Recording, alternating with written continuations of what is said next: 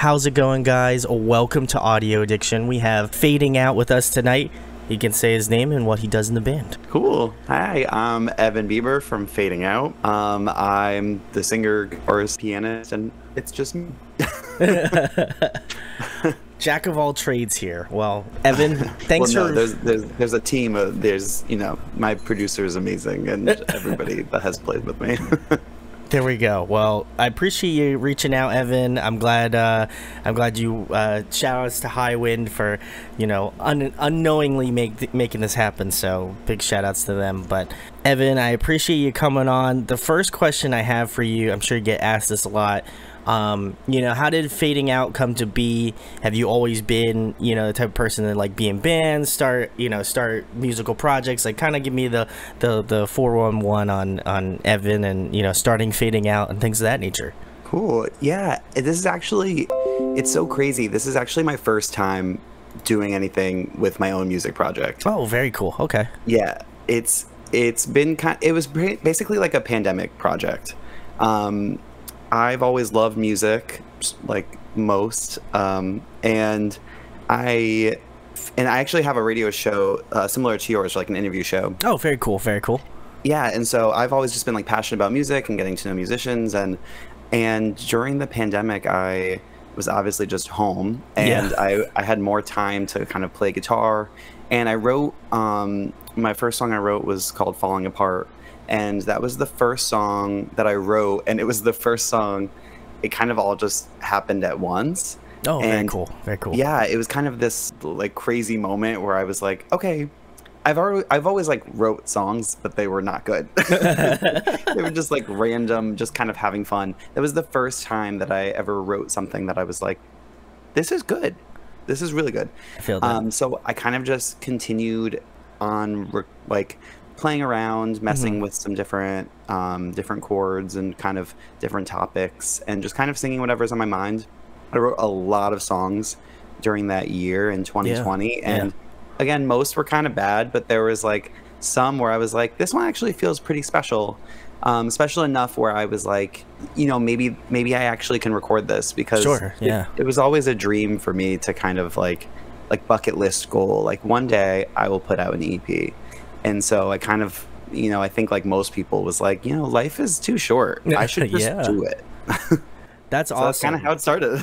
And that's great, because like I feel like, especially I could resonate with that. Like, that's very similarly to why I started doing YouTube and interviewing bands. Was like, I'm just like, why not? Like, who out here, like, you figure people who start out doing this sort of stuff, like, there's got to be that ground level where they begin everything, you don't know anybody, you're just like, I just need to do this, like, it brings me so much joy, and I'm glad that Fading Out is that thing, is that way of you to, branch out and do different things. You did mention you do, like, the interviewing thing, which, as a fellow interviewer, obviously, salutes to you for doing that. Yes, you too. Do you find that, like, when you, like, obviously making this stuff during the pandemic, like, and obviously having a lot of time, like, did you ever feel like, man, I'm like, you were talking about just like recording music and like, obviously growing from that, did you ever feel like you're like, man, I'm hoping this, like, obviously I feel like people always assume that there's going to be some sort of traction involved, but like, I feel like, I checked out a lot of your social media, and you've been getting a pretty good following, over the past like year and stuff like that. So was it kind of a shock to you that you're like, oh my God, there's people that want to listen, there's people that want to like see my stuff and like see me grow as an artist? Like, I'm sure that must freak you out a little bit. It definitely does. Yeah, I've been pretty fortunate, I think, in kind of my perspective going into it. Like, I'm a little older, so I'm not like, yeah. So I'm not like, I think it would be a little different if I was like a teenager and had a lot of different like influences and voices around me. I feel I'm lucky because I feel a little bit more grounded. Like, obviously I do care how it's perceived, I guess. Yeah. But I'm in more of the position where I really like putting it out was just, the goal was just to put it out. And I think through that, I was like, my whole thought process was like, if one person connects to a song, then I'll be happy. you know, it doesn't need to be the most viral hit. Sure, I yeah. wasn't really putting out like hits, but I was like, if somebody connects to this, then that's the purpose of music. You know what I mean? Like, Yeah. and that's what I'd be happy about. And so I think that the people that have listened to the music have felt that, and I think have felt kind of that authenticity as well, Hmm. of just being like, um, yeah, like I'm not trying to do like a viral hit. I mean, like, who wouldn't love it if it Yeah, just went sure. I mean, viral? that'd be great. If you That guys want would to be make it cool. viral, that'd be awesome. There you go. That would be great. But no, it's really, for me, it's more about like, I think I'm learning that it's more just about connection and like an actual connection, like this conversation. Yeah, You know what I sure. mean? Yeah. A real kind of a face to the music. Yeah, I feel like even with, because I went through and listened to Reckless, entirely, because I mean you had sent me the email, and I feel like it's my due diligence as a interviewer to be like, I need to listen to this, I need to check it out, and I really enjoyed it. Like, from, if you had told me that you hadn't recorded any music, I would be very shocked to know that you had not, this is your first like full-fledged like project, because it seems like you got that, you got the season, you feel Thank seasoned. you. So which is awesome. And guys, I'll leave links below to go give it a listen. But who are the people that kind of I guess, I mean, I imagine you got people in your corner that really edged you to do this. Did you, like, before starting the project and obviously fading out like together, were there any people that you're kind of like, hey man, listen, like, I'm gonna start this music project, like, here's some demos, let me know what you think about it? Were there any people that you kind of like convened with that you were like, I trust you with this, so that you can tell me this is good, or like maybe it needs some work or something like that? So I'm crazy. In my brain, I'm like Beyonce. I am so private and so secretive that I actually, like, up until its release, like, I've kept everything. Like, the music, I recorded it like early 2021, and I'm just Wow. putting it out now. And like, so I actually told really nobody. My main thing, and the biggest thank you to Rob Chiarappa, who produced the whole record or EP. He is incredible. So really, I Yeah. kind of had in my mind that I always wanted to work with him.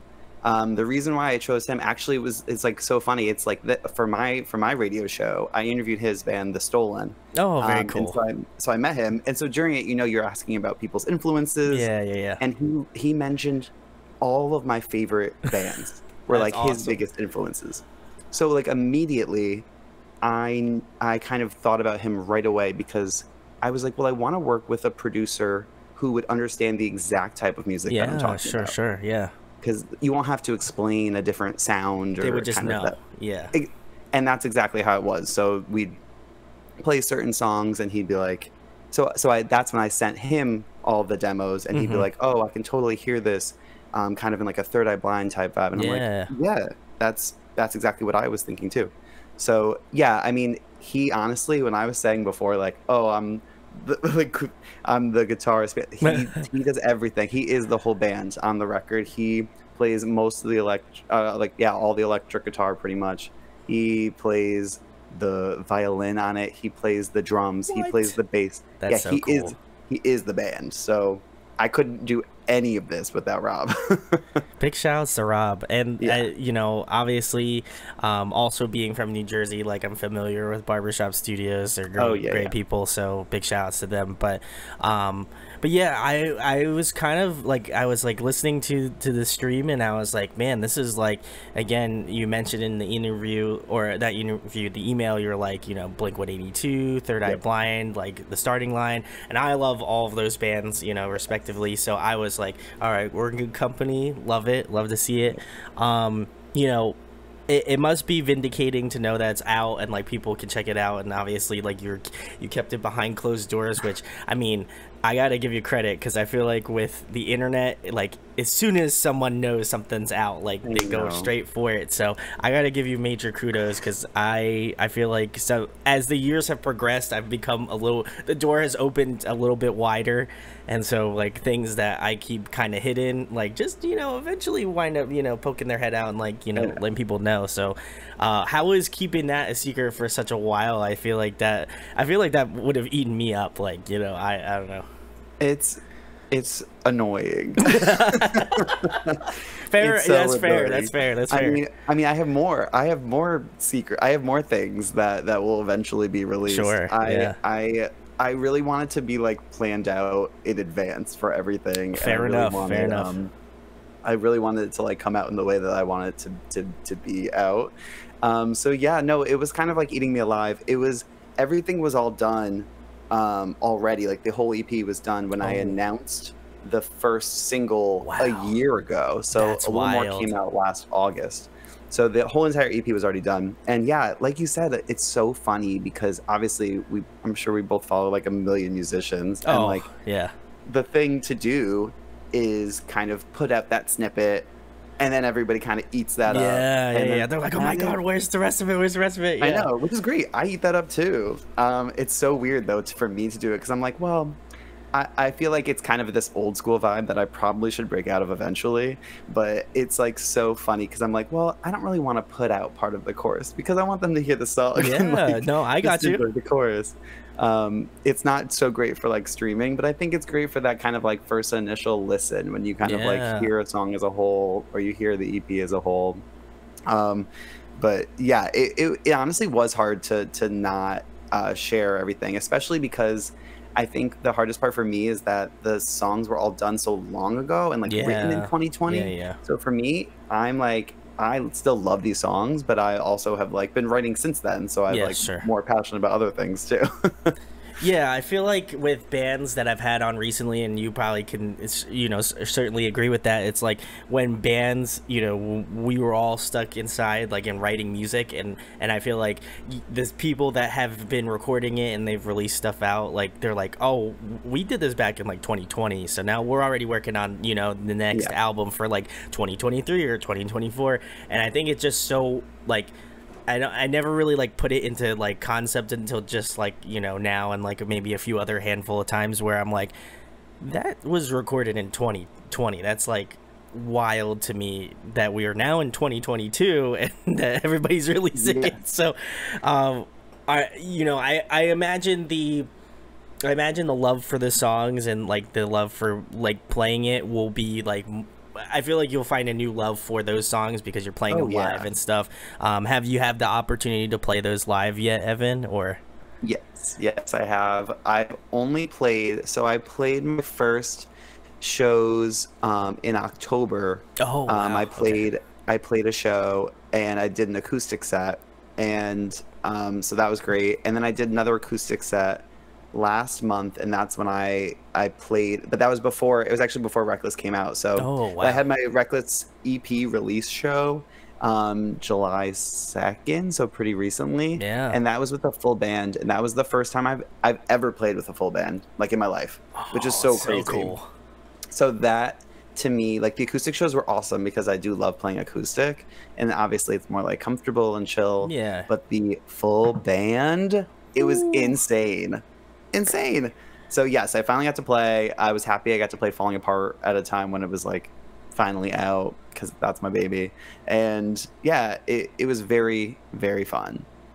Well, best of luck, obviously, Evan. Hopefully you'll be playing down in I live in Philadelphia, like close to Philadelphia, so I'm hoping that you'll migrate over here to the Pennsylvania area soon. I would love to. I'd love to. The next question I have for you, Evan, I know we did kind of briefly touch over, obviously the people that you're influenced by, but, are there any specific instances when you were growing up where you're like, man, I want to be like, I want to work on music and do this sort of stuff? Because like you said, you interview bands as well, so I feel like there's that like tick in your head where you're like, man, it'd be great just interviewing people. That would be fun. Where was that kind of like line drawn where you're like, man, it would be really cool to like do music, either like make music or like be involved in the scene? Well, wait, for my influences for my influences for me, For the like for my music. yeah, for your music, yeah. I mean, like you said, I think we grew up on very similar, like, Oh, I can pop punk guarantee you. music. Pop punk music is like everything to me. The honestly, my hero is Andrew McMahon from Oh, Something Corporate and Jack's Mannequin, and Andrew McMahon in the Wilderness.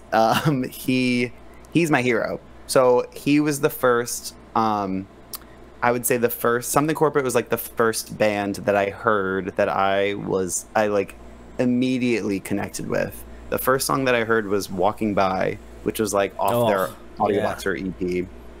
And I remember hearing that and instantly fell in love because I was like, what is this sound? It's like, honestly, looking back, it's like not pop punk at all. Yeah. It's like super piano heavy. And I was like, I want to do that. So I actually, and it was when I heard Hurricane, the little bridge in Hurricane. Yeah. That was when I bought my first keyboard because I was like, I want to play that. I want to learn to play that. Sure. So I like basically taught myself music by learning to play Something Corporate songs. Oh, very cool. Yeah, that was kind of like how I started learning anything. I like had my little keyboard that I saved up for and learned Hurricane. I tried learning like Kavanaugh Park and yeah. So Andrew McMahon's my hero. Awesome. And then were there any people like specifically within like the pop punk genre? Obviously we did mention Blink, or I mentioned Blink. Are there any other sort of pop punk artists that are like current now that you're like, man, these are really influencing like Fading Out and like maybe even the newer stuff that is to be released, you know? Oh, totally. Yeah. I mean, I love like a mix of so many things now. I feel like I was very in the like very heavy pop punk world growing up, and I still kind of have held on to those same exact bands. So like I still love the bands that I grew up with, like you said, like the Starting Line, Good Charlotte. I mean, Avril Lavigne's my other hero. Yes, I'm obsessed with her. So Avril, Yellow Card. Who else was influenced? Like you said, Third Eye Blind. I mean, they're not pop punk, but close enough. Yeah, exactly. I would say those are like the big sounds for this record, and then Blink 182. And then for like newer ones, I love Charlotte Sands. Ooh, I think she's an incredible artist. I love Youngblood. Oh, yeah. Like there's a lot of like new pop punk artists. Oh, Titus. I love Titus. A lot of new pop punk artists that are really, really good.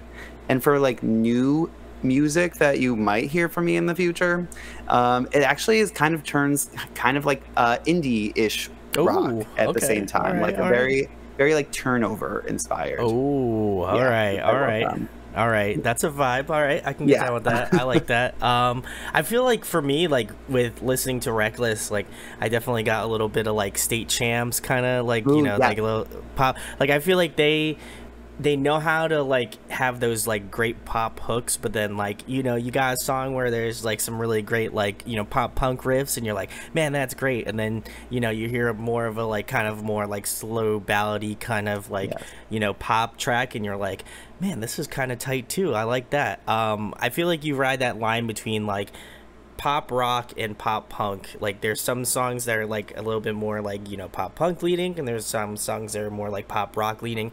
But you know, I think the favorite thing to me about those types of genres is just the hooks. Like I think you got some really great hooks off Reckless, and I was just like, you know what, I gotta get this guy on. So then I immediately emailed you afterwards. But you know, how is, obviously we'll kind of lean into that, like, you know, how has the reception been to Reckless, you know, obviously now that The Secret is out, you know, out there, you know, how is that experience of like, you know, people checking out your music? I'm sure you've done, you know, a lot of press for it as well. Like, you know, how has the response been? Because I imagine like if you know, when I start to release my own music, like I'm gonna be like freaking out, like, you know, when it's like finally out and like people listen to it and you just get so hung up with that. But you know, how has that experience been thus far, you know?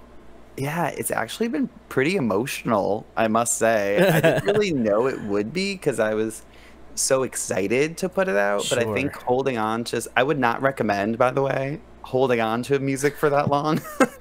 To anyone fair enough, who's yeah. listening, that's like, maybe that's a good idea. Don't. It actually was like really, it was both freeing and kind of like really scary to Sure. finally put it out, because it was kind of like, it was kind of like something that I held on internally. So when it was finally out and other people heard, it's kind of scary. It's a little bit like, you again, it's not really about like what people will, it's about what they think, but not about what they think. I You got want to you, not care, yeah. but it's something that's so important to you and that you've held so close that you're a little bit kind of freaked out. The reception has been amazing. I mean, everyone's been so sweet. But yeah, it's really emotional. Like if someone says like, oh, this song was great, or like, oh, I love the lyrics of this song, it means so much. There are so many times when like we do interviews and like even just you doing this, it means so much to me. Like I will always remember this. So I really appreciate it. Yeah. It really is like more special than I actually imagined. That I was like, wow, people actually connect with this. People actually care. These songs that were just kind of like written in my bedroom during like everyone's worst year is now something that can kind of be like celebrated, you know. So it feels very special.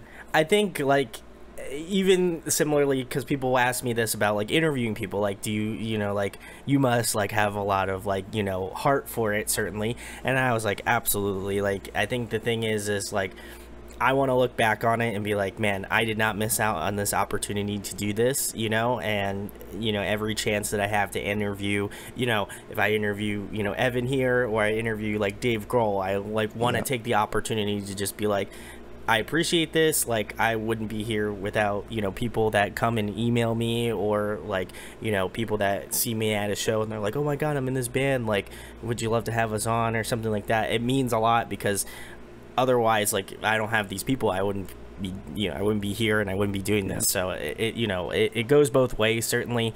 And you know, I imagine that I'll look back on this either, you know, I'll look back on this fondly, and then my kids, you know, future kids will be like, Dad, what's going on here? Like, why are you making a fool of yourself on the internet? And I was like, oh, you haven't dug deep enough yet. Exactly. It was a time. It's a time. It is a time. Certainly, Evan, the next question I have for you, I'm very curious on your answer on this. I imagine, you know, similarly in the same boat, your songs are like your babies, so you know, picking your favorite might be a little bit difficult. But you know, for people who maybe aren't familiar with Fading Out and want to be more familiarized with you and your band, what song would you recommend off Reckless that would give people or my listeners an idea of like your sound and what you're going for? I would say that the one from Reckless that I think would kind of give like the overall would be A Little More. Oh, okay.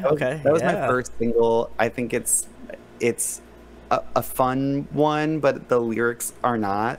So I think that would be like a nice, even though they are my babies, I do have a favorite though. Falling Apart is still she's my firstborn. So. Falling Apart, I would say, if you want to get like really sad, listen to Falling Apart. But I wouldn't say that that's like the overall sound of this EP. It almost doesn't even like, it doesn't fully fit with the beginning songs, but it's just so special that I think that it's a perfect like wrap up at the end song. But yeah, so A Little More and Falling Apart are like the nice, like the bread of the sandwich. I got you. Yeah, I could see that. Yeah, I can see that, because like it's tough. Like I feel like listening through to the entire thing, and I was like, man, what do I pick? Like I don't even know. And even now I'm very unsure of my choice, because I was like, man, I should ask Evan this, because obviously he's gonna be able to like either be like listen to the whole thing, or like he's gonna be very specific on which ones to check out. So yeah, I would say like that, like when you were talking about the reception, I would say that is the most interesting, because I mean, maybe a lot of bands do this. I think the ones that I thought would be like connect more, or like even more like hits, like I thought Antisocial would be like a more of like a hit, because that was the only one I made to be kind of like my like hit. It didn't hit like Ruin a Good Thing hit. That one was the one that everyone was like, I love Ruin a Good Thing, and I was like, wow, that's so interesting to me. and also amazing. I think it's like you know, like you said, it's very difficult to kind of like narrow it down because like each song has its own individual like identity and stuff, and so I think that it would be doing a disservice to your record to pick one, you know. Objectively, like as much as I'd love to pick one, I feel like the whole thing should be like, listen, I'm, you know, as we've mentioned many times, I am old, so I love listening to albums from front to back. Me too, me too. And so I feel like to get kind of the full idea of like Fading Out, I would, you know, highly implore you to listen to the entire thing, because it's very difficult to find things where you're like, man, I really enjoyed this, like the whole thing throughout. And I felt like when I was listening through to it, I was like, all right, like this is some really good stuff. I'm obviously excited to see what the future is, you know, gonna be. But me like too. For right now, I'm like, it's a good starting point, certainly. And like even the singles, like the, you know, some of the stuff that I was located on YouTube and stuff, I was like, all right, Evan, like, you know, he's doing the work. So you gotta give you credit for that. Thank you. The next question I have for you, Evan, kind of, you know, from interviewer to interviewer, obviously, is there, because I've had people on before where they're like, oh, you know, I like to shoot photos for bands or something like that. You know, obviously going through the process of doing press for your, you know, band and stuff like that, you know, how does it feel to be like in the seat? Because like it must be different, like, because you must be like, oh man, Brand's like, he's the interviewer, like he's running the show, and then you're like, man, I gotta ask him some questions or whatever, or something like that, just to kind of like counteract the thing. But has there been like a change in mindset now that you're like, man, now I'm doing interview stuff? Absolutely. It's insane. My whole mindset interviewing now has changed. First of all, I did not realize, and like, I don't know, I don't even know, I don't know if you know this too. Nobody answers emails. Nobody. I send my music out to so many people, and it's like you hear nothing. It's like that Lady Gaga quote, there's 99 people in the room, or there's 100 people in the room, 99 people don't, whatever. It's like that. So I didn't realize that every time I would be like I would interview somebody. Sure, yeah. I guess I didn't really realize how much it meant to them. Sure, because yeah. It does. And I didn't realize like the weight of like, wow, it's kind of crazy to think about how many emails I send out and you just like hear from nobody. So like, that's what I mean. Like you emailing back and even having this conversation, it is so meaningful. But also, yes, it is very hard because I keep wanting to ask you follow-up questions, and I'm like, wait, I can't want to be like, when did you get into interviewing? So like, so now it is weird because I'm way more used to being like the listener and then asking a question. Yeah. I think it's weird because like I've been on other people's like podcasts and stuff like that, and I find it to be almost like an out of body experience because you're like, you know, like when you are interviewing, you're in the driver's seat, you're asking the questions, you know, you know where the conversation is going, you can steer it however you want.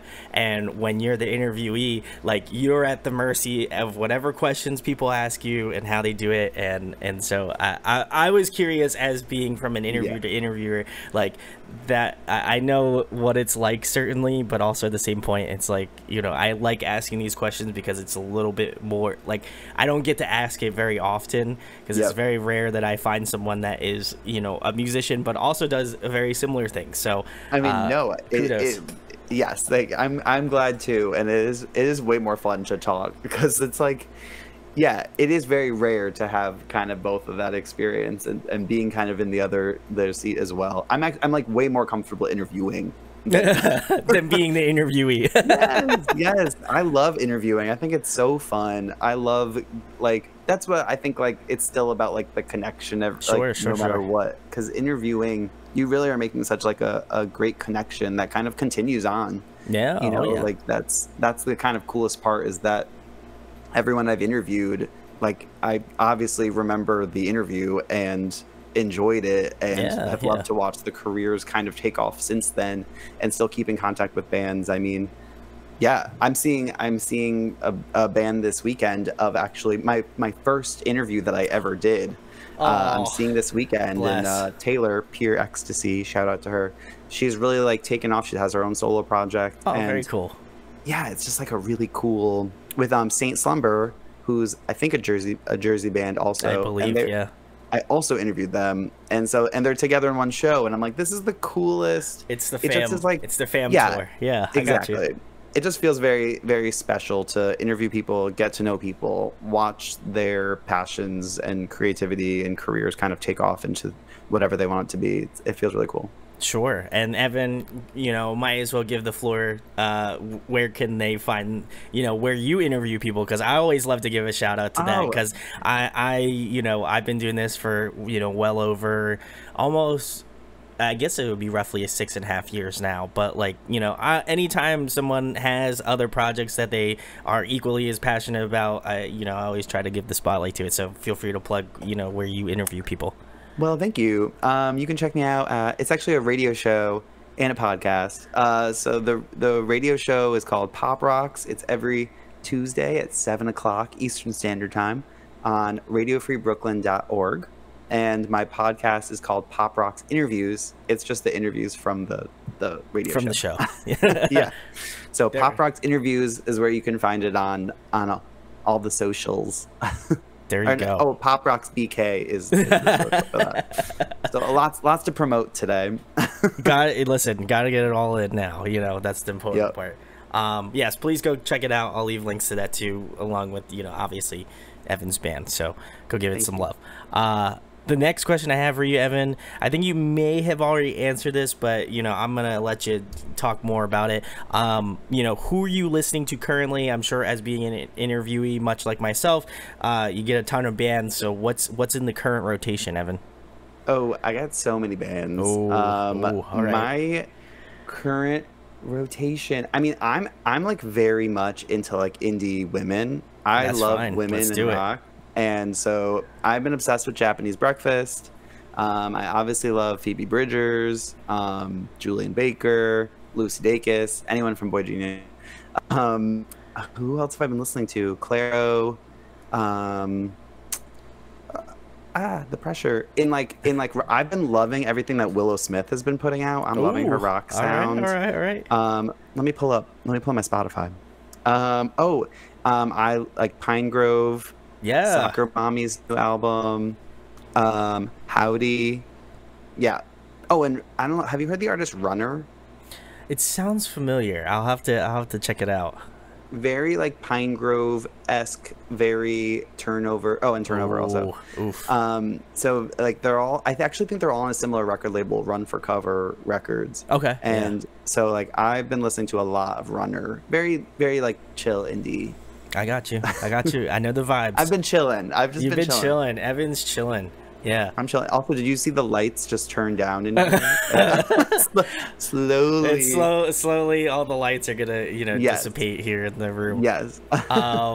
Awesome. Yeah, I'm big, well, people already know, big fan Phoebe Bridgers, Julian Baker, love them to death. I'm sure you're familiar with the artist City and Color. If you haven't, go give him a listen. He is like in the same like folky kind of vein. Oh man, he's great. But yeah, I'll have to check out some of the bands you named, because I obviously have heard of Pine Grove, Turnover, and I'm just gonna have to check Runner out because they seem like right in the same avenue. Yes. Oh, they are. All right, Evan. The next question I have for you is another fun one. If you could pick a song to cover, what would it be? Ooh. Okay. I'm gonna tell you the real tea, because I'm gonna tell you what I'm covering at the next. I have a show on August 3rd. So there we go. We're covering Mr. Brightside, which I'm super psyched about. Oh, the emo classic. It's just like a classic. It's just a classic.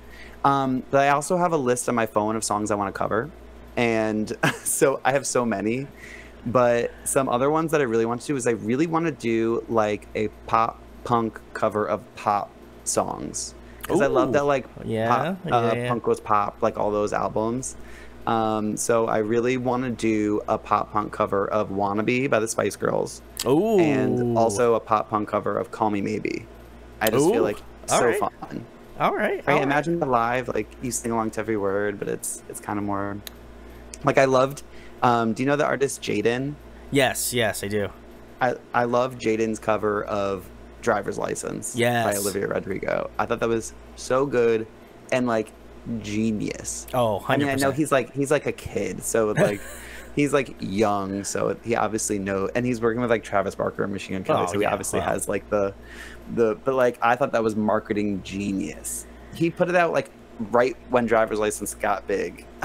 And he was already like on the wave, you know.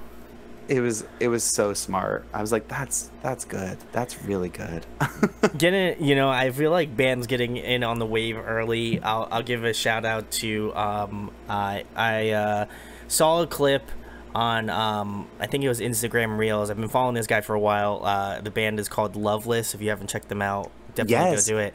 Oh my gosh, he is fantastic. His covers are awesome, and then I was already a fan already, and then you know, obviously everybody is majorly enthralled with Stranger Things, and he did Running Up the Hill, and I was just like, I was waiting for some band to do it, and he did it, and I was like, bless. I was like, bless up, and then it was just a clip, so I was like, bro, I'm like, you cannot just be releasing a clip and then not have the song, you know, so I was real frustrated.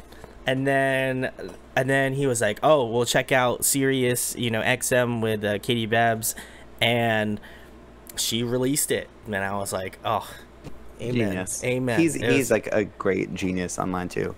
Do you mind for a second if I turn on the light? No, go on ahead. My natural lighting went down. 1 second, sorry. It's all good, Evan. I think this is better. It's just a little bit better, yeah. Sorry about that. I was like, well, I'm not gonna leave the interview.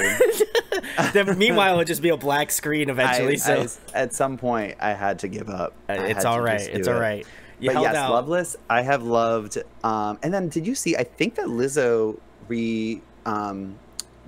what's that called? Not retweet, like on TikTok, duet. I think she duetted one of their videos. Did she? Yeah. Oh, I didn't know that. I think he did a cover of About Damn Time, and she duetted it, and I thought that's to me. I was like, oh, you made it. Oh yeah, you're gonna. Yeah, people are finding out also. If Lizzo duetted anything that I did, even if she commented the poop emoji.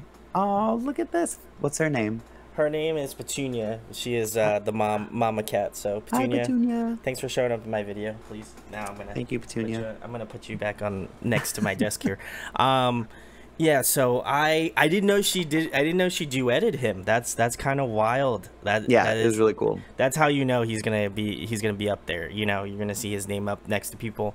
You know, totally. big name and people. Well deserved. So talented. He's fantastic. I feel like his first album he did, like, no one checked out, and I was like, yo, I was like, this guy's gonna be big. I'm calling it. I'm like, usually the like the musical spidey sense tingles, and I'm like, you know, this guy, there's something there. There's something there, you know, and so, you know, I feel like I've been, you know, pretty much on point for right now. So I'm gonna hold my stance and still, I love that.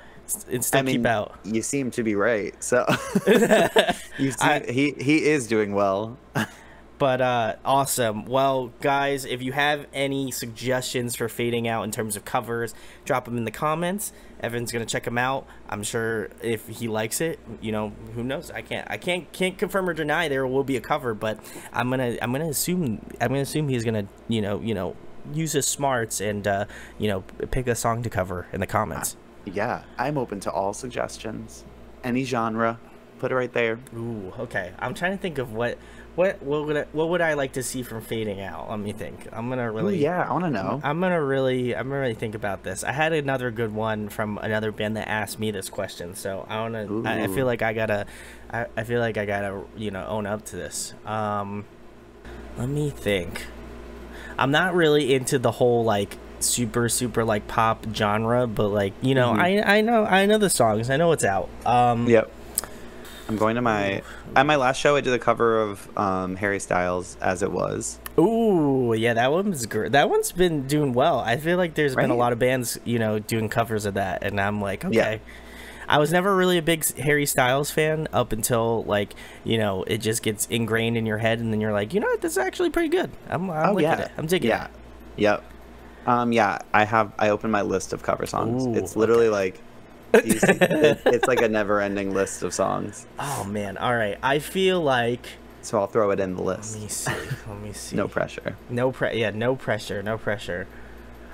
Man, I like being put on the spot just a little bit. You know what? I'm gonna cheat a little bit. I'm curious what the top 40 songs are out right now. Ooh, let's see. Oh, I did at my first show. I did a Post Malone Ooh, cover. okay. Because he's like randomly rock. He just doesn't market it himself. He really as does rock. it. It's kind of wild. Like I agree with you. He's like not on it, but I mean, Yeah. for whatever reason, he's But he is. He kind is, of though. like. He actually was like one of the first. I didn't love his music at first, which is weird. But he was one of the first, kind of that new pop punk Yeah, sound, or at okay, least the new rock sound. vibes. Yeah, Yeah, which was kind of like that rock hip hop Yeah. vibe, like rock with the trap beat, which was like when it first came out. Which basically, I mean, I don't think Post Malone's the originator of it. Sure, but he was sure, like sure. one of the first, at least mainstream, where I heard it and I was like, I wasn't into it at all. Like rock with the trap beat. Now I'm so used to it, and I just like it. Yeah. I'm like, I'm down for every like, cross genre, experimental, whatever. But Oh, yeah, I just find it funny because to me, I was starting to be like, Post Malone he's actually a rock artist. Yeah, now, yeah. especially like because it's still like rock with the trap beat. You can just totally market yourself as a full-on rock artist, and you'd be like, yeah, it's rock. At this point, yeah, certainly. Yeah. I could see that. Oh man. Totally. All right. So my choice, I think, I don't think I've seen anybody cover this yet, and I imagine as soon as I open my mouth, some band's gonna send me a link that they've covered this. They'd be like, Here you go. Throw it in the comments. Throw it in the comments. We'll watch your video. Or throw it into the DM. I feel like it would be really cool to hear that Jack Harlow track, first class. I feel like that'd be kind of fun. I feel like that'd be a kind of wild track if it was like more like in that pop punk kind of vibe. Yeah, so I think that's what I'll have to pick here. I don't really see anything else that I'm like, all right, like. I feel like maybe a Halsey song. I know she's kind of in that pool of music now, but I'll do first class Jack Harlow. I think that's the one. That's the one. There we go. Maybe do it. There we go. I mean, I'll have to rap, but you could mix it up. You could mix it up. I feel like you could turn those lyrics into into like some pop punk lyrics. You know what I wanted to do. Speaking of Jack Harlow, I wanted to do Lil Nas X. And a pop punk cover of either Montero or their Industry Baby.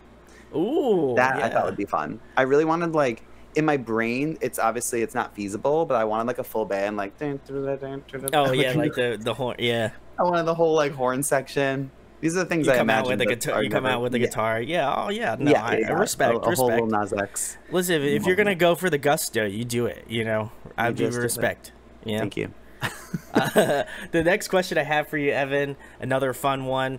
What is your favorite food to eat? Ooh, favorite food? Yes, favorite food. I love French fries. Ooh, all right. I love French fries. I mean, I love potatoes. Fair enough. French fries, tater tots, home fries, any potato. And I love pizza. Oh, well, I mean, I feel like that was kind of a given. If you're in the pop punk genre, you have to like pizza. You gotta love pizza. I feel like that's on your pop punk card here. Like they gotta check off that you love pizza. Totally. I was gluten free for like 2 years, and it was painful to not have pizza, and I regret those 2 years. I don't listen. Unless you are like actually gluten intolerant, which salutes to you. Yeah. I would never do that. I don't think Yeah, that would hurt my soul.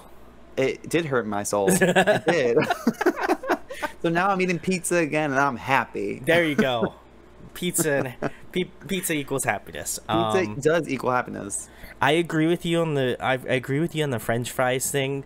I was fortunate enough to go to Canada like a couple years ago, and man, poutine.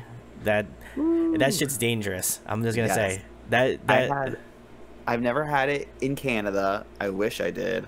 But I had it at some like classic like New York because I live here. Classic New York has like French fry restaurants basically. Oh yeah. And so I got poutine there at Palm Street. Ooh, all right. Yeah. We're So if you're fancy. at Palm Street, I think that's what it's called in Soho, go get the poutine there. It was really, really good. It is, you know, like I think about it, like I think about that, and I'm just like, man, you know what? I'm glad I don't live there because I'm pretty sure I'd end up on like my 600-pound life, and I'm really not trying to do that. You know, Yeah. Exercising's okay, but you know, like realistically, if I didn't have to, I wouldn't. You know. Yeah. Oh yeah. I would just eat poutine. And then just we'd all be like the Poutine poutine and pizza. we'd be like those That's people good. in the Wall-E movie where we're just sitting in the chair, we just like hover around, you know. Literally. And On that's our terrifying. screens. Terrifying. We're gonna move on before I, you know, have a panic attack or something. But great answers. You know, we love a good carb load here. So Totally. big ups to Ev. But the next question I have for you, Evan, if you were to pick somebody to collaborate with, whether it be a guest feature on an up and coming fading out record, or a producer you like to work with, I mean, obviously, I already know you love your producer, but if there was a dream person, you'd want to collab with, who would it be? What a tough question. Oh my gosh. Okay, so producer, yes, love Rob. I would say, oh my gosh, so much pressure. I would say a dream person would be John Feldman. Ooh, yes. Because not only is he just iconic in the rock world, he's also producing records for like new Blink-182, my girl Avril Lavigne, Mod Sun, and like all like the new. I mean, it would be very like the new sound. Like Sure. Antisocial is pretty similar to like a John Feldman type song. But I think it would just be cool to work with him because he is so iconic. Oh, 100%.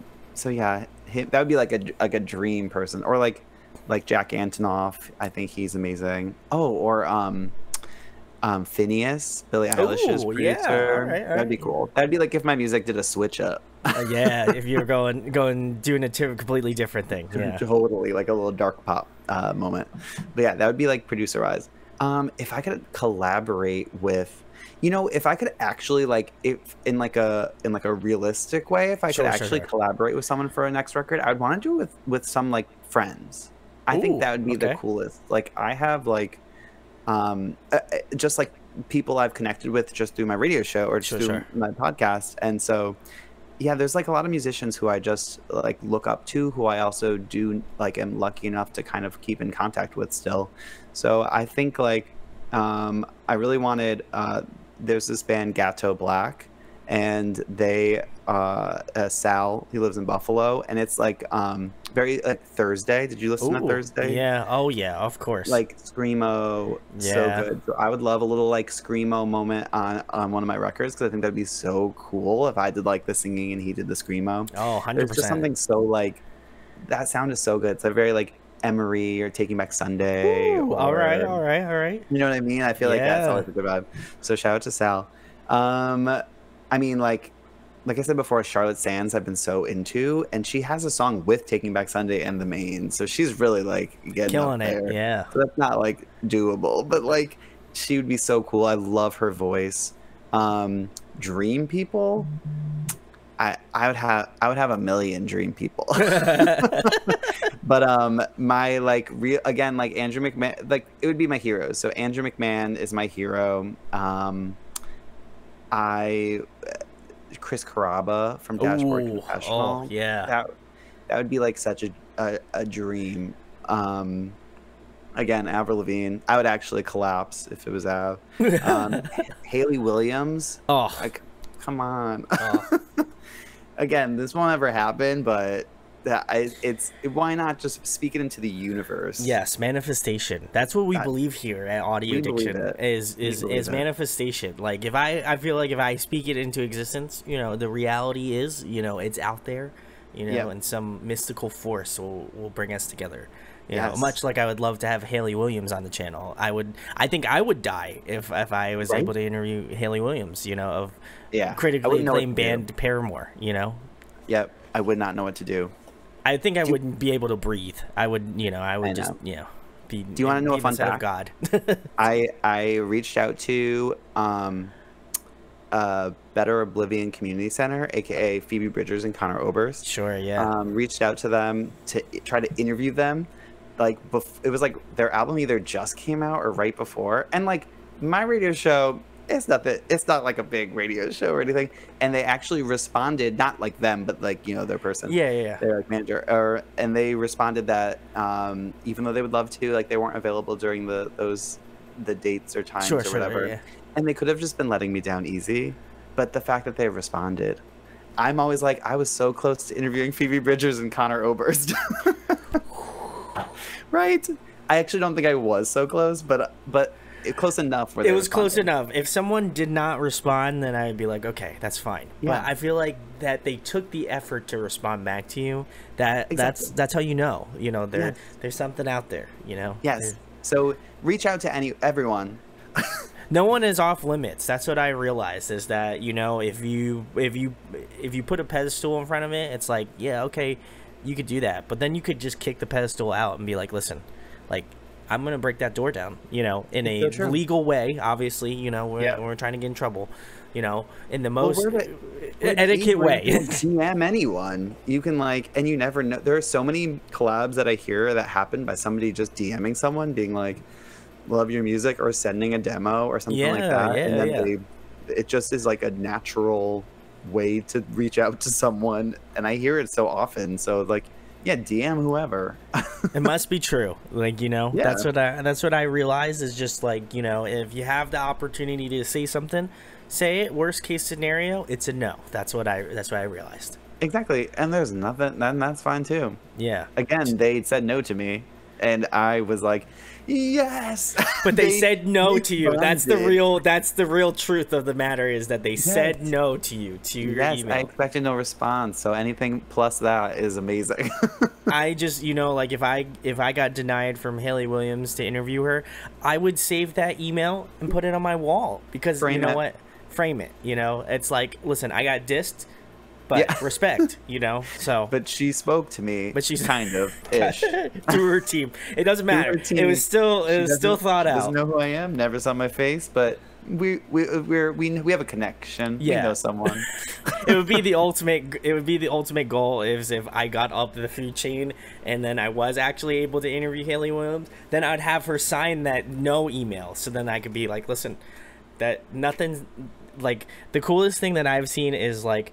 Simu Liu, the guy who obviously did, you know, Shang-Chi, he posted, he was just like, man, it would be cool if like Marvel did like an Asian like you know, superhero, and he made a tweet about it like far before, you know, Marvel even had thought about it, and it's just cool. So that's why I believe manifestation's real, is because if you tweet about it, which I don't apparently tweet enough, so maybe I have to start speaking that into Twitter universe. This is tonight. You should tweet that you're going to interview Haley Williams one day.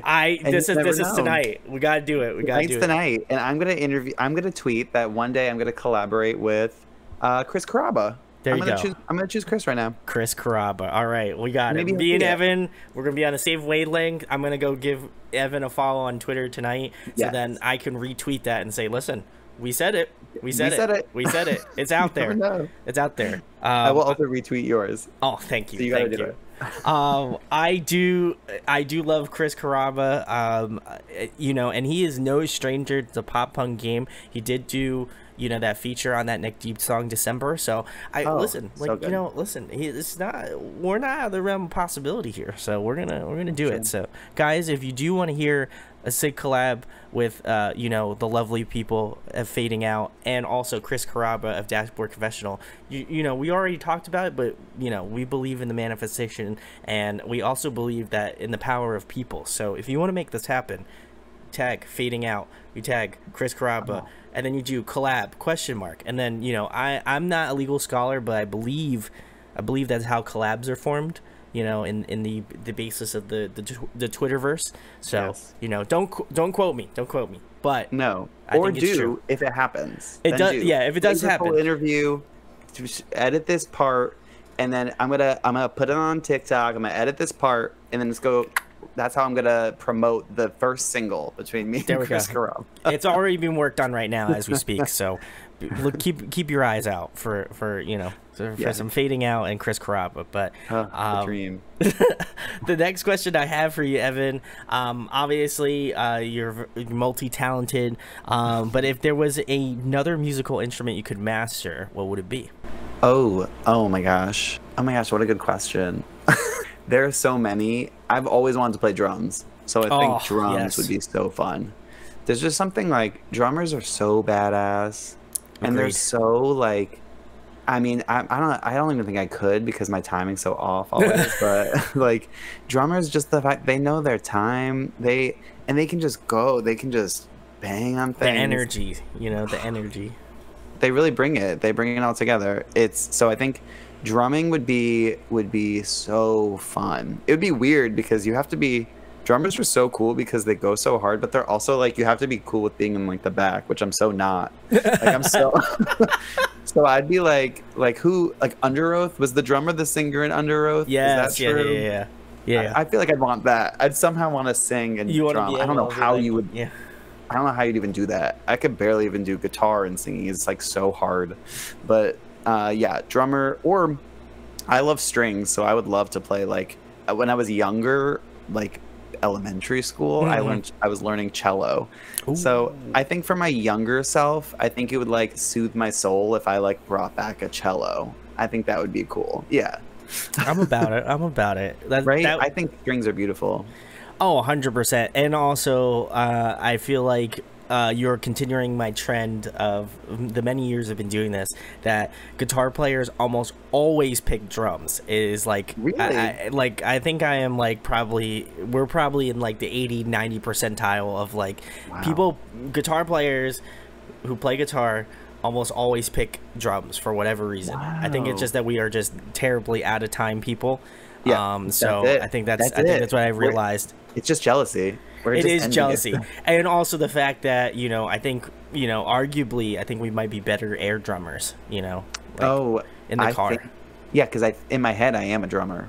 Correct. I'm like, exactly. I know all the drum parts, but yeah, then I don't. And I couldn't if you didn't have the song playing with it.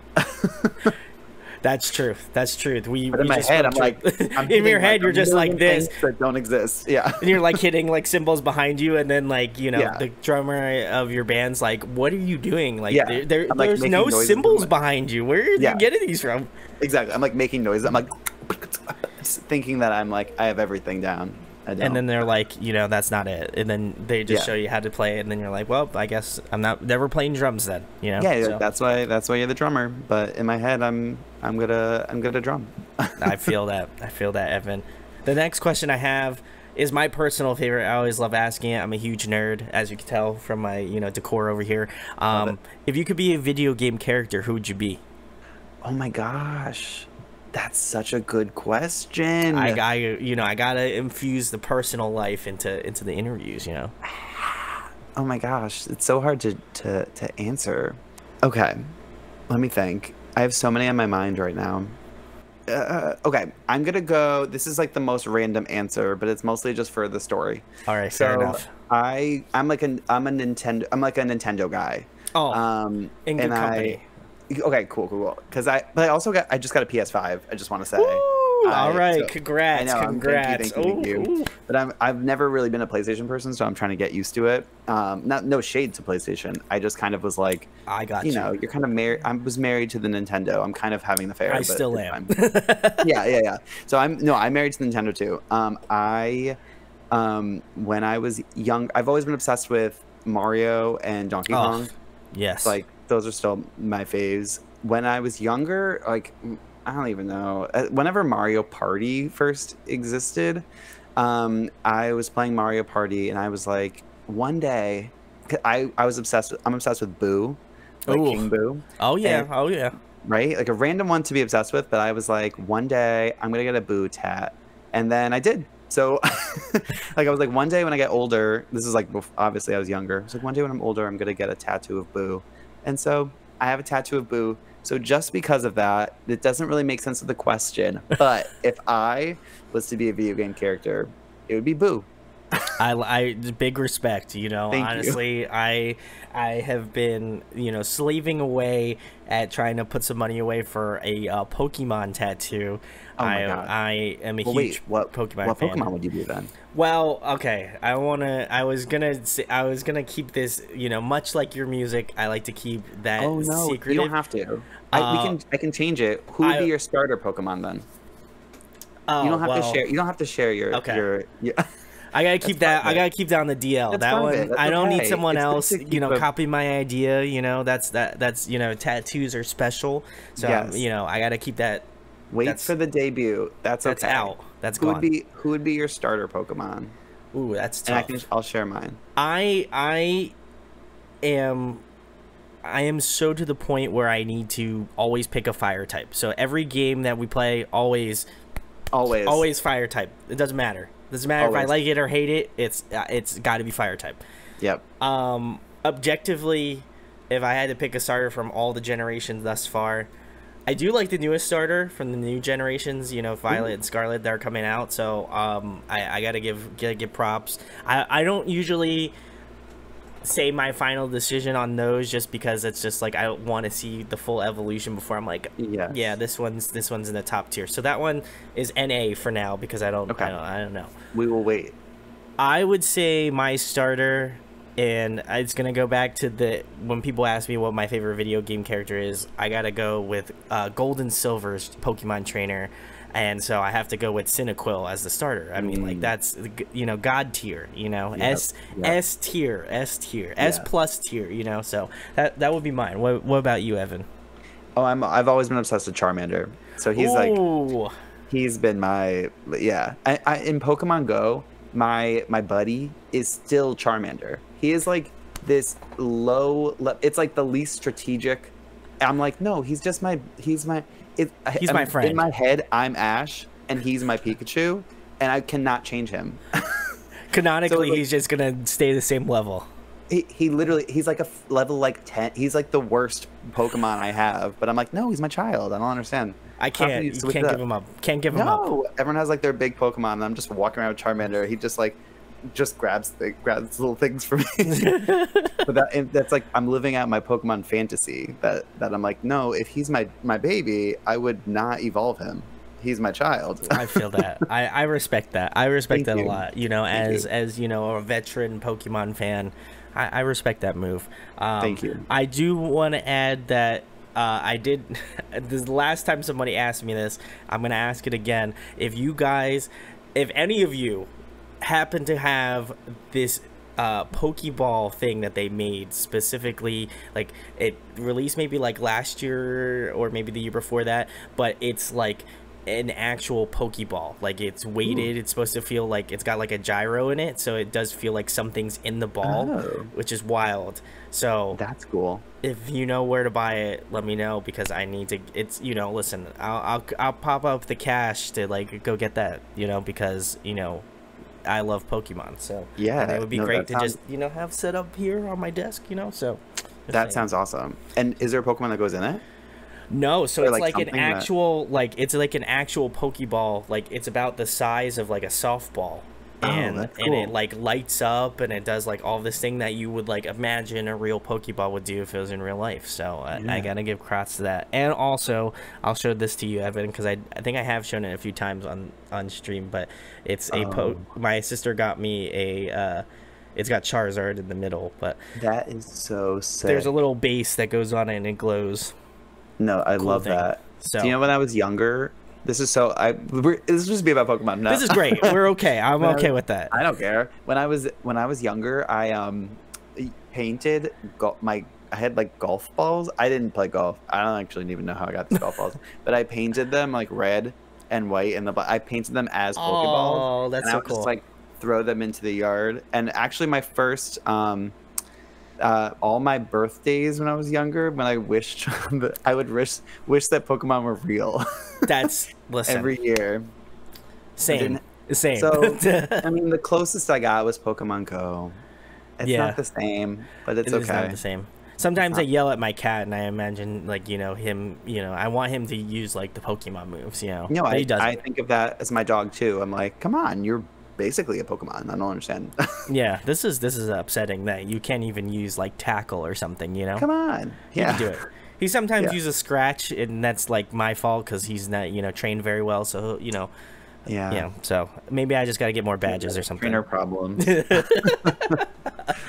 But anyway, guys, if you've made it this far, let us know what your favorite Pokemon is, because you know, always got to keep the metrics on here. But the next question I have for you, Evan, getting back to the music stuff, if you were to compile a dream tour lineup including Fading Out, who would be on it? Oh my gosh. Okay. Again, in like a realistic way, I would do a tour with like my friends, because I think that'd be fun. All right, give him a shout. Give him a shout. Okay. So who would I tour with? Even pressure. Okay, so I am opening for The Stolen at my next show. Woo! So The Stolen is the band where I met Rob from. So they're a Jersey band. So go check them out if you haven't heard them. If you like, their music is so good. So I think I'd be with The Stolen. Who else? There's like some friends that I would want to be like, my friend Taylor and Pure Ecstasy, 90s Kids. I love 90s Kids. All right, they're like pop rock, really good. Oh my gosh, but yeah, those would be like, that would be like a fun show for me.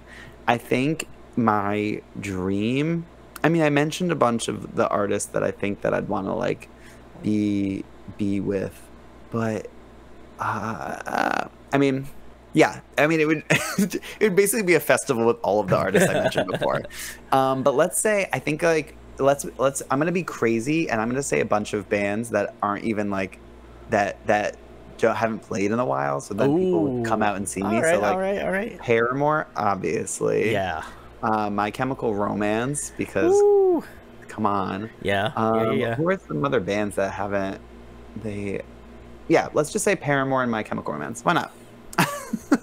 That's my answer. It's a random one, but Paramore for sure is like, I mean, have you seen them live? Yes, I have. Yeah, they're so incredible. It's insane. I don't even understand how Hayley Williams has that much energy. They all just sound so good. The show is just so amazing. So I basically just want to see Paramore live. I agree with that. I'll give my short story about Paramore. I gotta give a shout out to my childhood friend Jeff. Love you, dude. So he went to college at the College of New Jersey, and he shoots me a text and he's like, "Hey man, do you want to come to a concert with me?" And I said, well, this isn't like him, because we listen to vastly different music. So he was like, yeah. I was like, yeah, sure, who's playing? I was like, what's the show? And he was like, oh, well, it's a show at my college. And I was like, oh, cool. I was like, well, who's playing, the summer festival, or what, summer shows. And he was like, yeah, it's this band called Paramore. They're headlining, and the support for the show is a local band called The Wonder Years. I don't know if you've heard of either one of them.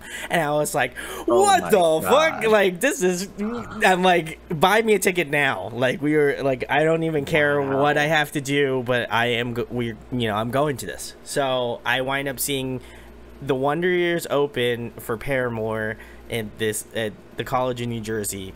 And that's, I mean, obviously I'd love to see Paramore again, but that was such an experience, and it was to have, like, obviously, like, the Wonder Years, staple Philly pop punk band, and then have Paramore. I think at the time the album that was out was their self-titled album was out, so it was before After Laughter, and I was just like, bro, this was wild. So that was my Paramore story of when I saw them last. That's amazing.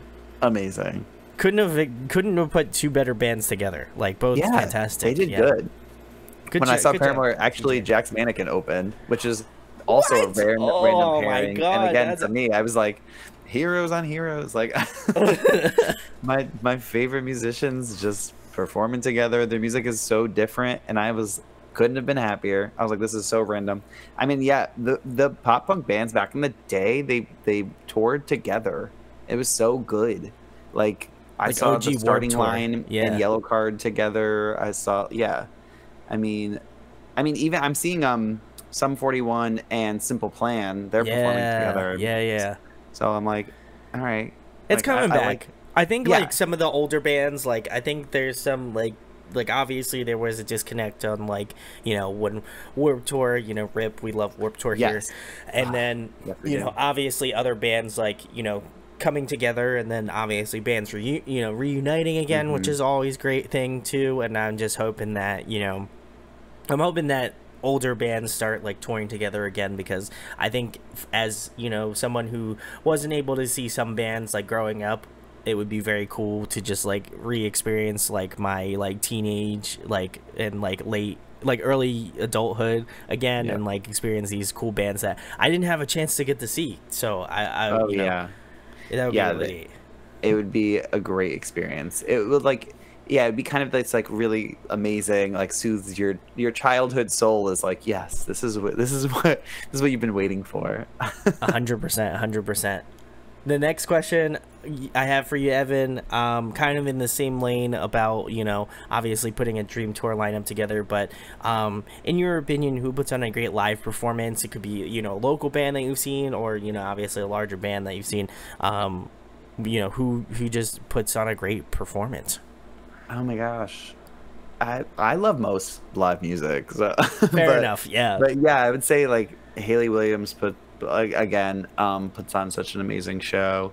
I saw Phoebe Bridgers live, and I thought she was like so amazing, so beautiful. It was crazy. I saw her in Boston, and the state, like there were so many people there, which is so funny because I feel like she really got big during the pandemic. Yeah. So I feel like she went from kind of this like she was known in the indie world. Sure. But, yeah. but I think I thought in my head like nobody was listening to her like I was. That's fair. Yeah. And then when I went to the show, I was like, oh, she's actually pretty popular.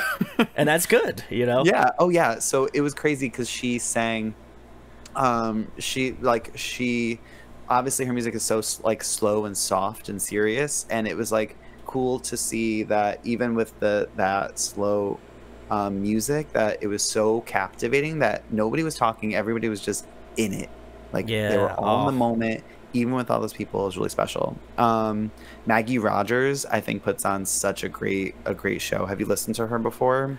I have not. I'll have to check her out. She's more in like the pop, so I don't know if you'll love it if you don't like pop music, but she kind of does kind of like a pop meets kind of like Stevie Nicks, Florence Welch. Okay, like all right, yeah. The vibes, but like very captivating. So yeah, I would say all of those. I love women in rock. I love Stevie Nicks. Lady Gaga, obviously. Any like pop produced person like Lady Gaga puts on such an incredible show also. I'm a little jealous. I have not seen Phoebe Bridgers yet, and I will, you know, obviously I'm waiting for that moment when I can see her live. So would love to see her. Same with, I know you mentioned earlier, Julian Baker. I'd love to see her as well. I feel like I didn't know about her as much, and then when I used to live in Jersey, we went up to Vintage Vinyl that's in Ford's, New Jersey, and I was like scrolling through the records, and I was like, this one's really cool. I was like, I haven't checked this person out, and you know, every once in a while when I go to a record store, just buy a record that like, you know, maybe strikes me, or you know, I feel that connection to, and I was like, you know, I'll pick this one up. And I put it on when I got home, and I was like, damn, I'm starting to cry already. So the waterworks were out immedially, and so I'd love to see her. So again, super jealous you got to see Phoebe Bridgers. I want to see her live so bad. you want to know my first Phoebe? This is gonna make you more jealous. Sorry. My first Phoebe experience live was actually, I didn't know her then. So she opened for the National. Yes, And so I had tickets to the National, and actually similar to what you were saying with your friend. I had a friend who was just like, "Hey, I can't go to this show anymore. Do you want my ticket?" So there were like free tickets. I was You're like, like, "Yeah, like yeah, obviously, let's why go. not?" Yeah. And so I went, and then I got there early, and she was like the first opener of all of that. Oh, Like it was like wow. Phoebe, and then it was Cigarettes After Sex, and then it was the National. Wow. And yeah, so Phoebe came out, and that was my similar to your Julian Baker, but like also live, like her. And there, I have pictures. There's like nobody in the audience. It was so funny. There's like such few people. Oh my She was God. singing, and I remember immediately just being like, "Holy shit! Like this is like she is so captivating." Yeah. That yeah, I yeah. could not. So I like have so many videos from it because I was like, "Who is this girl?" And then I followed her after, and then obviously she's who she is now. But yeah, I and then I actually didn't really even listen to her first album that much. It was randomly Better Oblivion Community Center, which kind Yeah, of yeah, yeah. introduced me to her, and then I went back. And Yeah. then and so it was kind of late. And then Boy Genius, I think, was maybe right after. So it was either Boy Genius or Better Oblivion when I was like, wait, actually, I'm obsessed with her. Yeah, no, I feel that. And then I think it was the opposite for me. So I found out about that record, and then Boy Genius came out, and I was just like, yo, what the hell's going on here? Yep. But I love it so much. And I think that's when I kind of like, it was funny because I think I think I had gotten recommended Julian Baker because City and Color had recommended her and said, yeah. like, you need to check this chick out. And I was like, oh, okay. So I gotta give a shout out to City and Color. He's fantastic Yes. too. And I found out about a bunch of great like female folksy kind of artists. And I'll give another shout out on, I saw him play just like an acoustic show here in Pennsylvania, and as soon as the tickets like were available, I bought them because I was like, I need to go see this man. But he had this chick, her name is Katie Pruitt. I would highly recommend checking her out if you guys have not. If you like Julian Baker, if you like Phoebe Bridgers, you're definitely gonna love Katie Pruitt. I was so enamored by her performance that I was like, yo, like if she's not up there with them, then I'm gonna I'm living the wrong life here. So No, totally. I have heard her music. She is very talented. So big Very shout outs good. to ladies in the indie community. They're all awesome. We love the ladies. The next question I have for you, Evan, is another fun question. Favorite TV show, favorite movie? Oh my gosh, so tough. You asked the hard-hitting questions. I just try. don't even know. I try. Okay, favorite TV show. All right, so I'm like an old lady. I watch like all Food Network. Oh, in my crowd. Okay. I love Food Network. But I would say, okay, if I had to pick like a not Food Network show, fair enough. I would pick. I love Schitt's Creek. I think that's a great show. Yes. The Office. Along with Schitt's Creek, I'll jump to like favorite movies.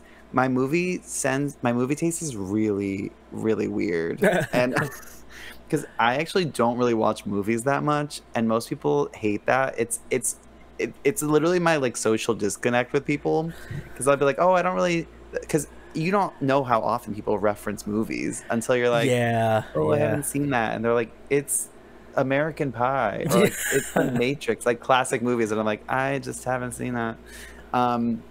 But I loved Schitt's Creek because I loved everything that Eugene Levy and Catherine O'Hara did in like Best in Show and Waiting for Guffman, and those movies. Those are my favorite movies. So like that's like my humor. I love Monty Python. I love like really random dry humor is my humor. And then I also love like fantasy films. Also, I love like Neverending Story, or The Labyrinth. Those are my other like favorite movies. Have you seen those?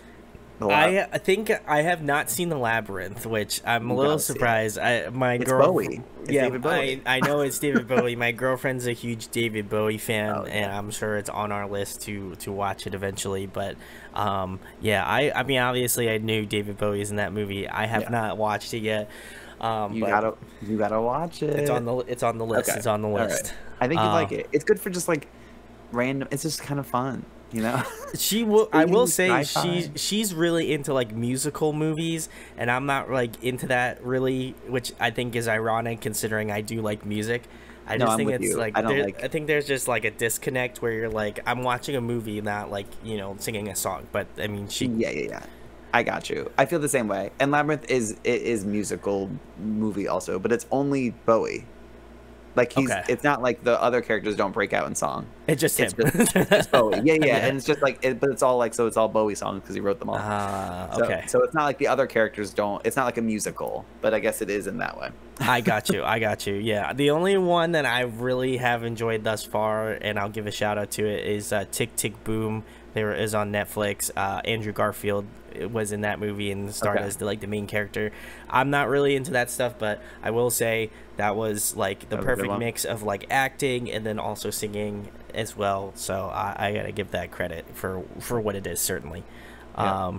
Well, I also love The Dark Crystal. Have you seen that movie? I have not. That one is also. We'll have to think add you'd that like list. it. All right, Evan. I'm gonna trust your showing rhythm. my nerdy self are like fantasy films. I feel that. The I feel Dark that. Crystal is so good. All right, I'm gonna have to. We're adding it to the list here. I'll have Cool. to throw it on. The next question I have for you, Evan, if you were trapped on a desert island for the next month and there was one album you could bring with you to listen to, what album would that be? Oh my gosh. Okay. I think you That's could do really it. tough. I got faith. I got faith. I think I have it. I'm just gonna go off initial gut reaction. I think that I would actually switch up from the vibes that of any artist we've talked about so far, and I think I would bring Fleetwood Mac's "Rumors." Ooh, classic. It's a classic, and it fits kind of every mood. So I think if I was on a deserted island, I could not just listen to Phoebe. You would be too sad. I would never leave that island. I would just lay. I would. There would. Yeah. It would be a sad month. I think It if I was would. listening to Fleetwood Mac, I think if I was listening to Rumors, you kind of it goes through so many different like moods, but most of the time Yeah. it's kind of vibing. You know. Okay. Yeah. Like imagine Yeah. listening to Dreams, just like. Oh Remember, yeah. you remember the that viral TikTok of the guy like skateboarding? to Yeah. Dreams? That'd be I you. think I would just have kind of my moment. So yeah, I think Fleetwood Mac's "Rumors" would be, All right. would be a nice kind of All right. a fun like island vibe. I'm vibing with it, Evan. I got Thank you. you. I'm picking up what you're putting down. So Thank you. yeah, I like that. That's a good choice. I feel like people either go the way of like just a classic album, an album that they have not listened to but everybody's recommended to them, or just like a very, very obscure pick that, ultimately is up to, whoever, answers the question. So Ooh, that would be fun too. Just like a really specifically weird one. That's kinda yeah, cool. just enough weird. You can't let Yeah. it get too weird, or then you might No. like go insane on the Yeah, island. because So- you're already probably going insane that yeah, month. you might as well not tick the box more. So Legit. the next question I have for you, Evan, this one I've been enjoying asking, and it's been kind of in my more constant rotation of asking questions. People who have made it to the end, thank you for watching. Appreciate it. Thank you. We love you. Love you as well. What do you want people to take away from fading out, whether it be from, a lyrical perspective, a musical perspective, or a combination of the two? Because, we did kind of touch on lyrics a little bit. But, what do you want people to understand about your band, like what you're writing about, like, the emotions you put into it? Because I imagine, much like a lot of artists, like, you put your heart and soul into it. So, what do you want people to take away from that, when they listen to Reckless? That's a tough question. I think, I kind of think, I kind of brought it up before, but I think in releasing it, I've learned so much about the importance of, again, just like that human connection Sure. with Yeah. people. And I think it's something that we are kind of like have begun to lose out on, of actually making like a real connection with people. Sure. Yeah. And that's like that's not even, it feels kind of preachy to even say it. Like, I'm including myself in this, obviously. Sure. Yeah. It's gotten hard, and I think with the pandemic also, I definitely have become a little bit more like socially like reserved and kind of Sure. like Yeah. Yeah. less Yeah. social than I used to be and less personable with people because it's harder. It feels much harder and more like effort to get to Yeah. know people now. I agree. So I think like all the music is written about like different relationships and different kind of feelings either during that time of like isolation Mm-hmm. or just different relationships I have with friends, or some of them are written about my friends' relationships or kind of things that they've been through too. So I think it's all just kind of about the songs specifically are about like different connections with people. Sure. And then I Yeah. hope what they take is that also like just that we need to connect with each other as well. So hopefully it's just all about connection.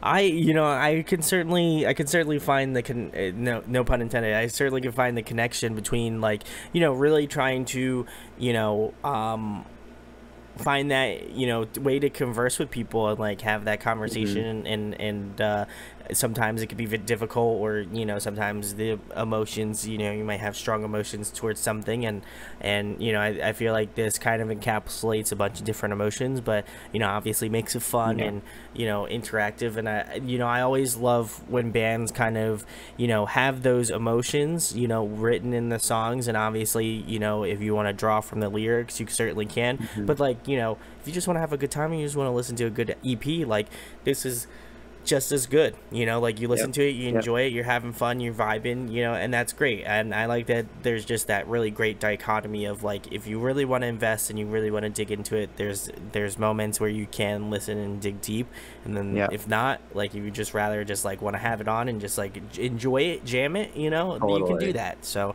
Totally. certainly love that, Evan. Thank And you. obviously the final thing being, tell the people where they can find Fading Out, where they can find the EP, anything you have coming up in the next couple months, and obviously where they can find you on social media.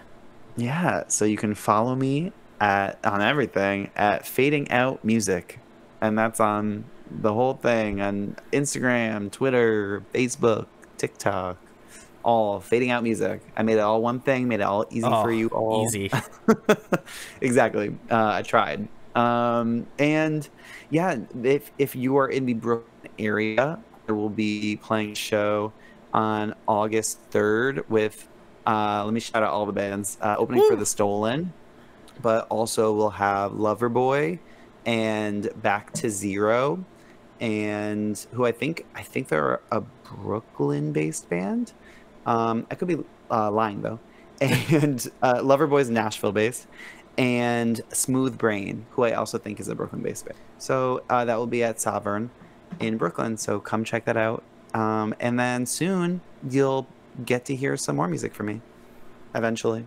So keep your ears open I as they knew you were usually are. struggling to find what to say. Keep your ears open. Keep your ears Clean open. your ears. I'm coming. There we go. Well, again, huge shout outs to Evan of Fading Out for coming on.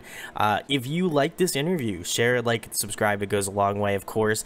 And, listen, if you like Fading Out and you love good music, please go check out the links in the description. Find out all about him on social media, his website.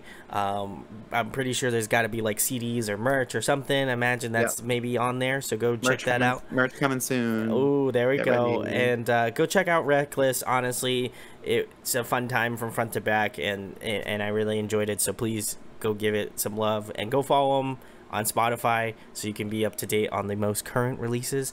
And again, huge thanks to Evan for coming on, chatting, doing the thing. Yay, thank you. Thank you, Brandon. Appreciate it.